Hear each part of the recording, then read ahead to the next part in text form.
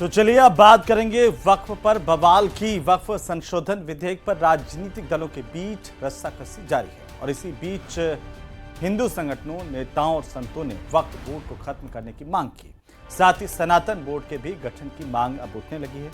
Report देखिए।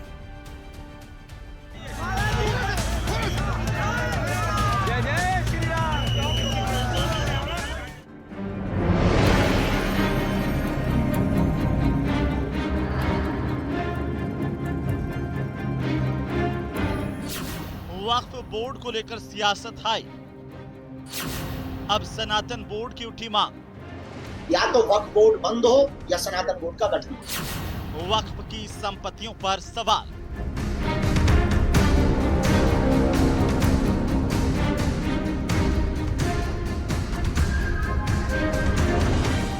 अपने बयानों को लेकर चर्चा में रहने वाले बागेश्वर धाम के पीठाधीश्वर पंडित धीरेन्द्र कृष्ण शास्त्री एक बार फिर सुर्खियों में है।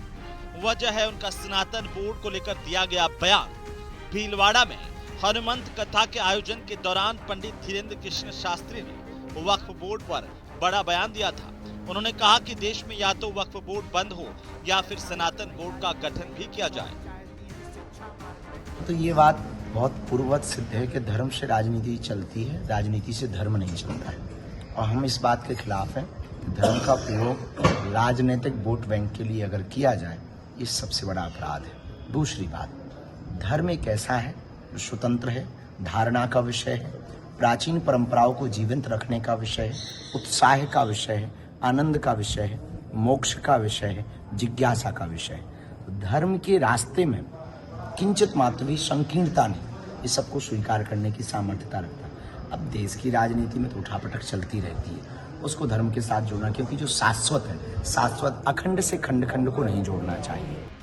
पंडित धीरेन्द्र शास्त्री पहले शख्स नहीं है जो सनातन बोर्ड की मांग कर रहे हों। इससे पहले कथावाचक देवकी नंदन ठाकुर यूपी के उन्नाव में सनातन यात्रा के दौरान सनातन बोर्ड की मांग कर चुके हैं।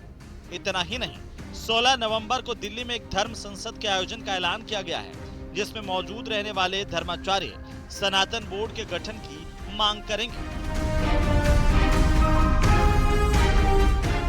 वहीं से लेकर केंद्रीय मंत्री अर्जुन राम मेघवाल ने कहा है कि वक्फ संशोधन विधेयक गरीब मुसलमानों के हक में लाया गया बिल है। इस बिल के खिलाफ कई गरीब मुसलमान हैं। हालांकि इस पर कमेटी की रिपोर्ट आने के बाद ही फैसला होगा।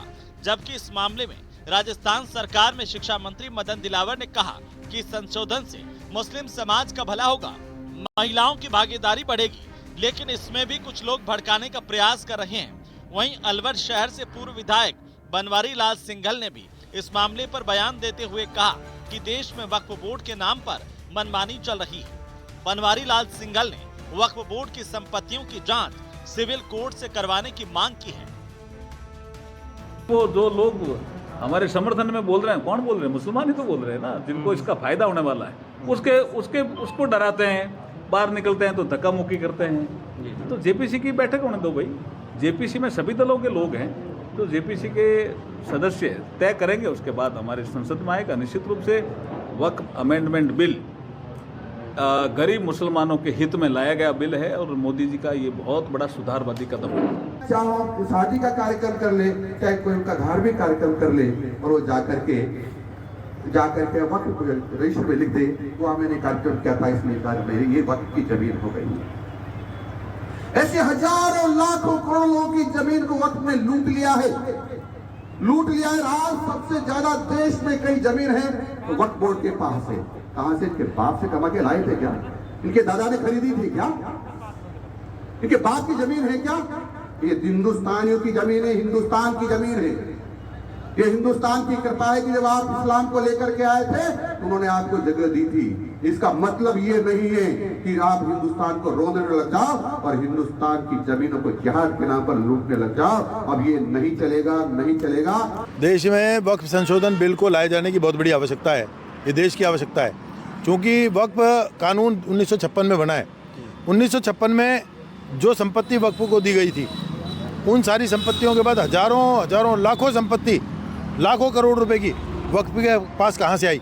क्योंकि देश में कानून में ये प्रावधान है कि किसी के पास कोई संपत्ति अगर आई है तो उसके प्राप्त होने का सोर्स होना चाहिए। वक़्फ़ कानून में जहाँ भी इनको जचा वक़्फ़ बोर्ड को, इनके लोगों ने कहीं भी उठाया, कोई बोर्ड ले जाकर लगा दिया, उस संपत्ति के खिलाफ जब वो मालिक जाकर कोर्ट में जाता है तो वहाँ पता लगता है कि वक़्फ़ न्यायालय में ही उसकी सुनवाई हो रही है।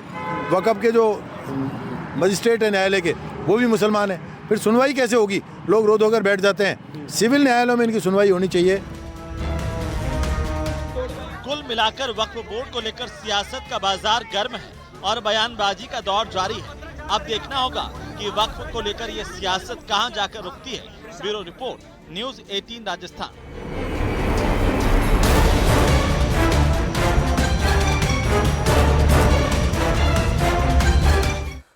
तो चलिए अब देखते हैं कि बाबा बागेश्वर का पर्चा आखिर निकला तो क्या निकला। भीलवाड़ा में बागेश्वर धाम के पीठाधीश्वर पंडित धीरेन्द्र कृष्ण शास्त्री की हनुमंत कथा में भव्य दिव्य दरबार का आयोजन किया गया। इसमें रोते बिलखते श्रद्धालुओं की समस्याओं को पंडित धीरेन्द्र शास्त्री ने ध्यान से सुना और उनकी पर्चियां निकाली, समाधान दिए। इस दौरान कथा स्थल पर बड़ी तादाद में श्रद्धालु मौजूद थे। ये रिपोर्ट देखिए। न्यूज़ 18 से हो, अपना कैमरा चालू करवा लो।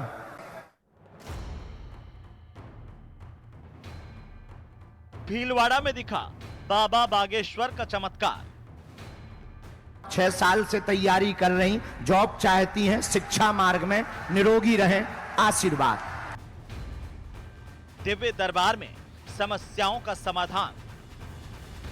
संपत्ति के बंटवारा का कृपा हो जाएगी, निपट जाएगा, वह संपत्ति का बंटवारा हो जाएगा, बहू बात मानेगी, घुटना व शरीर पीड़ा ठीक हो जाएगी, चिंता ना करें, आशीर्वाद है।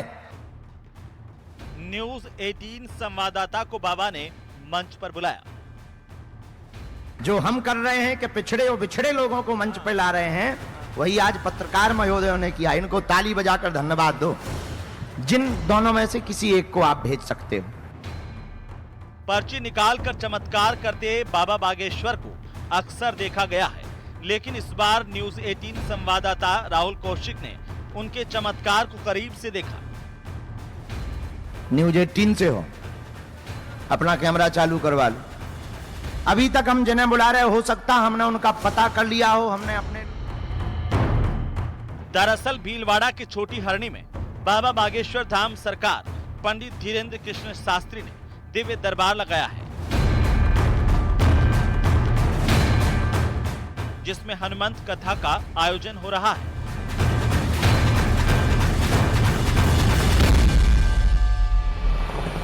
इस दौरान बाबा बागेश्वर पत्रकार दीर्घा से संवाददाता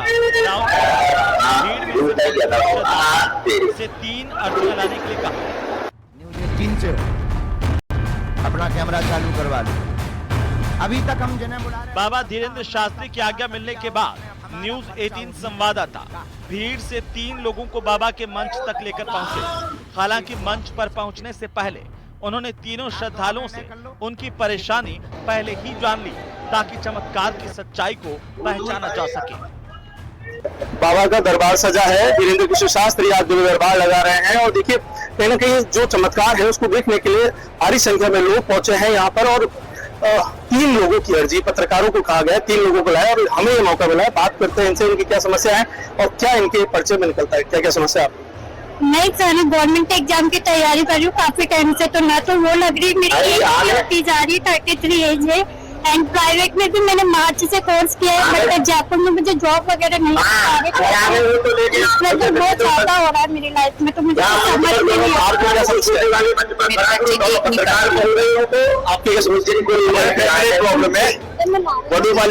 कुछ सुझाव नहीं होता, घर में हमारी बहू हमारी इज्जत नहीं करती। आपकी आस्था है बहुत उनमें? हाँ, आस्था है। दूसरी बार यहाँ आस्था का जो वो है वो गोरा, और ये 3 आ चुके हैं और अभी ये मंच में जाएंगे। तो चलिए इसी के साथ ही खबर में दम है में आज के लिए फिलहाल इतना ही। आप देखते रहिए न्यूज़ 18 राजस्थान। और आप सभी का स्वागत है। आप देख रहे हैं सप्ताह का सबसे चर्चित और दमदार शो खबर में दम है।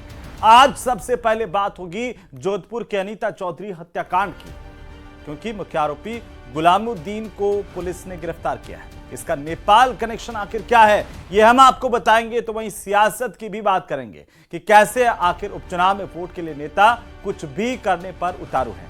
तो वहीं वक्फ बोर्ड को लेकर के भी सियासत चल रही है। बाबा बागेश्वर के दरबार में कैसे लाइव चमत्कार हुआ वो हम आपको दिखाएंगे। बने रहिए हमारे साथ और शुरू करते हैं आज का खबर में दम है।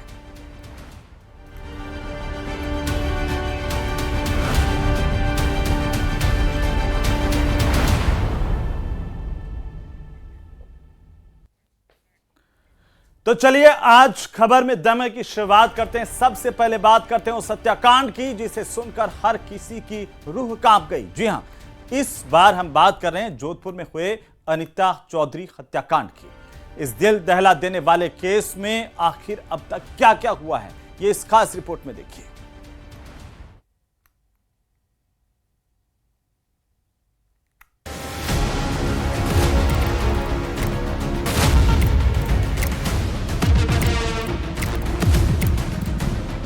शातिर किस्म का अपराधी है, जहर खुरानी की वारदातें भी इसने की है, तो इसे पता है कि क्या करना है क्या नहीं करना है।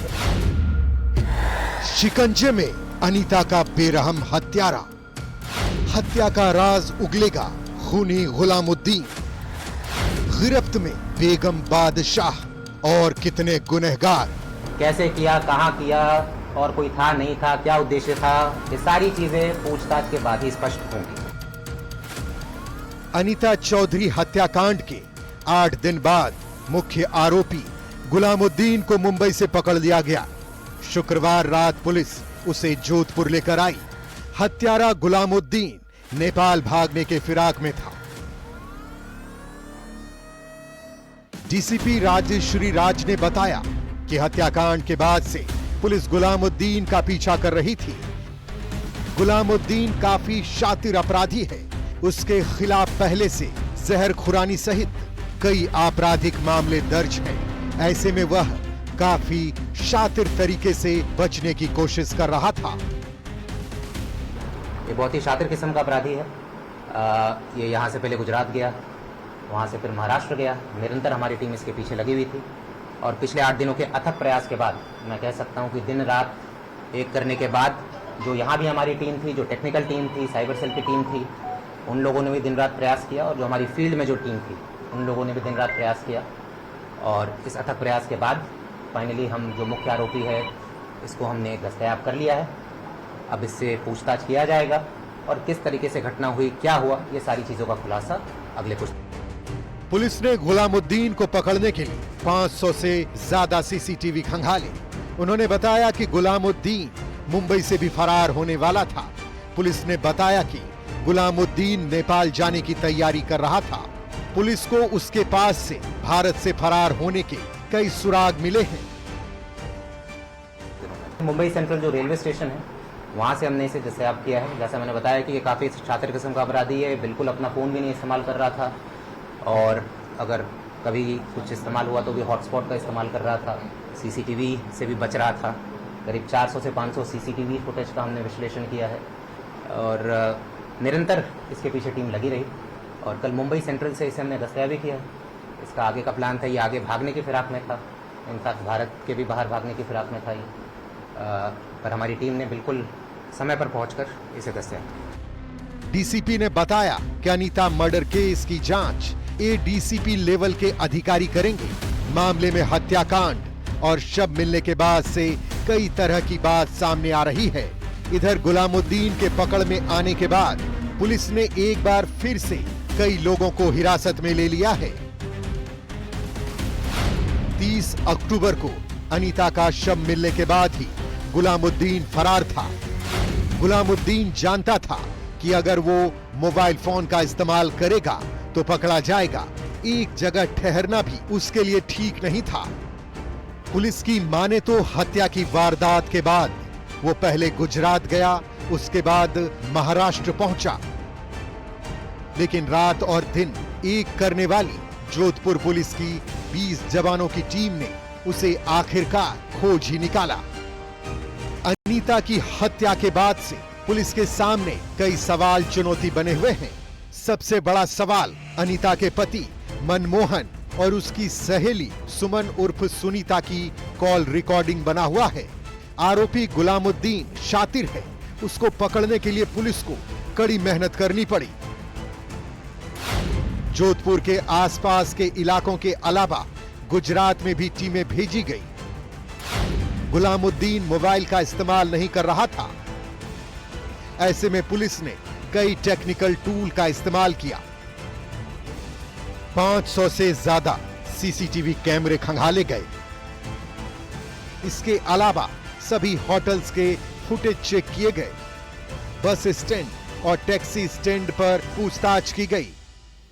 पूरी टीम ने पूरी शिद्दत के साथ, टीम के एक मेंबर ने, एक अधिकारी ने पूरी शिद्दत के साथ काम किया। विदाउट फेस्टिवल को देखते हुए, विदाउट अपने फैमिली की चिंता करते हुए जितने भी मैनुअल एफर्ट्स कर सकते थे, जितने भी प्रयास कर सकते थे, सबने पूरे प्रयास किए।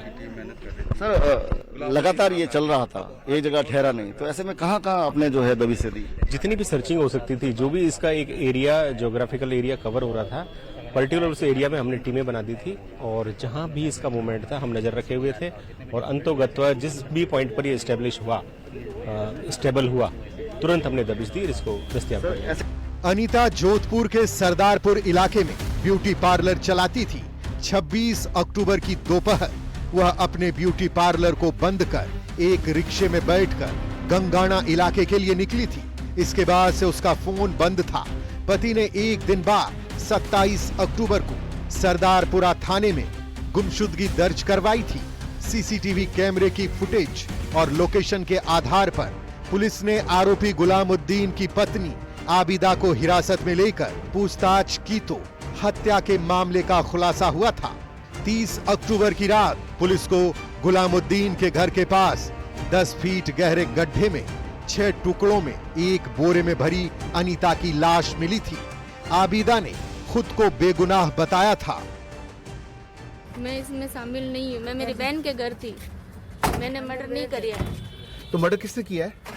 गुलामुद्दीन को पता है, गुलामुद्दीन को पता है। पुलिस को 26 अक्टूबर का एक सीसीटीवी फुटेज मिला जिसमें अनीता पीला सूट पहने नजर आ रही थी। अनीता अपने ब्यूटी पार्लर से निकलकर एक ऑटो में बैठकर जाती हुई नजर आ रही थी। पुलिस को 29 अक्टूबर का सीसीटीवी फुटेज भी मिला था। इसमें गुलामुद्दीन जोधपुर जंक्शन के पास एक्टिवा पर बैठकर जाते हुए नजर आ रहा था। गुलामुद्दीन ने यहां एक दुकान से बैग भी खरीदा था। शुक्रवार को पुलिस गुलामुद्दीन की निशानदेही पर उसके घर पहुंची थी, जहां से कई अहम सबूत इकट्ठा किए गए थे। घटनास्थल निरीक्षण कंटिन्यूसली, जैसा कि हमारे को आदेश दिए जा रहे हैं और जैसा कि हम समझते भी हैं, इस तरह का घटना है, गंभीर अपराध है और जो मोडस ऑपरेंडी रही है उसके अंदर बार बार घटनास्थल का गहन निरीक्षण अति आवश्यक है। समझना कि कैसे घटनाक्रम किया गया है, क्या हुआ होगा, उसको समझने के लिए हम बार बार प्रयास हालांकि करते रहे हैं कि परिवादी जो है उसकी मौजूदगी में ही घटनास्थल निरीक्षण हो। अनीता के मर्डर के 9 दिन बाद भी उसके शव का अंतिम संस्कार नहीं हुआ। परिवार मुआवजा और सीबीआई जांच की मांग को लेकर धरने पर बैठा है। इधर गुलामुद्दीन के पकड़े जाने के बाद पुलिस उससे पूछताछ करेगी, जिसके बाद हत्याकांड की पूरी गुत्थी सुलझेगी। Bureau report, news 18 Rajasthan.